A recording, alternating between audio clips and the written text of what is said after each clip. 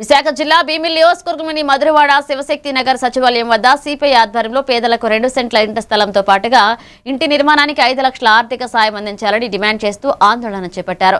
రాష్ట్ర వ్యాప్త పిలుపులో భాగంగా జీవీఎంసీ 5వ వార్డు పరిధిలో లబ్ధిదారులతో కలిసి భారీ ప్రదర్శన చేపట్టారు. ఈ సందర్భంగా సిపిఐ నాయకులు ఎన్నికల హామీలను వెంటనే అమలు చేయాలని, టిట్కో ఇళ్లను లబ్ధిదారులకు అప్పగించాలని, ఇక అద్దె ఇళ్లలో ఉన్న వారికి అద్దె సాయం, అలాగే పెన్షన్లు, రేషన్ కార్డులు మంజూరు చేయాలని అనంతరం సచివాలయ కార్యదర్శికి వినతి పత్రాన్ని అందజేశారు. టీడీపీ, బీజేపీ, జనసేన కూటమి మేము అధికారంలోకి వస్తే అర్హులైన పేద ప్రజలందరికీ పట్టణాల్లో 2 సెంట్లు, గ్రామీణ ప్రాంతంలో 3 సెంట్లు ఇళ్ల స్థలాలు ఇచ్చి 4 లక్షల రూపాయలు ఉచితంగా ఇంటి నిర్మాణం కోసం మంజూరు చేస్తాం, మమ్మల్ని ఓట్లేసి గెలిపించండి అని చెప్పిన మాట నమ్మి 6 కోట్ల ఆంధ్రప్రదేశ్ ప్రజలు కూటమి ప్రభుత్వానికి అధికారం కట్టబెట్టారు. 2 సంవత్సరాలు కావస్తుంది.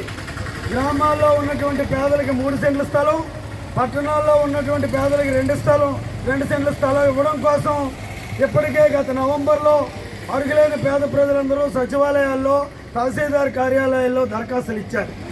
ఈరోజు మేము బొట్టవానిపాలెం సచివాలయం దగ్గర సిపిఐ ఆధ్వర్యంలో ఈ అర్హులైన పేదలను తీసుకెళ్లి కార్యదర్శి గారికి వినతిపత్రం ఇస్తాం.